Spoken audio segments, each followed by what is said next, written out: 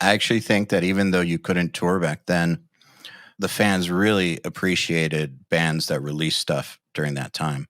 Like it was, I don't know how it did in terms of sales or anything, but I know that in terms of just vibe among metalheads, people were very appreciative of bands that released records in that time period. And I think that they paid attention to it a lot more than usual, too. In retrospect, do you think it was a good move or a bad move to have released then? Oh yeah, it was definitely the right move Seems like it, yeah. because when that decision was coming up, it was the idea was presented like, well, hey, if we need to sit here and wait for venues to be able to have shows again, let's just drop this record. I believe we dropped it in March, and then we just got right back into writing mode because we didn't really slip out of it yet. Like we didn't even have a chance to get into touring mode because we couldn't.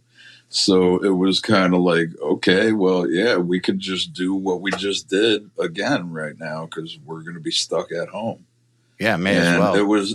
it was a very productive move on our end for sure, because if we would have just sat and waited and not written and recorded another record, then we'd be doing that right now.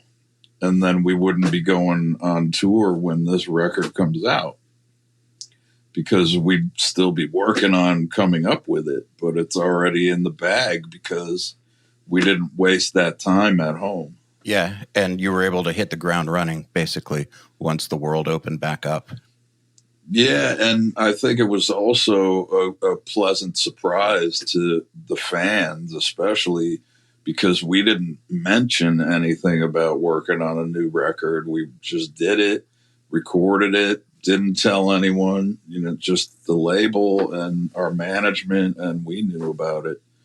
And I think we kept it pretty tight-lipped all the way up until the announcement. Yeah, I remember being surprised by it and being like, well, this is cool.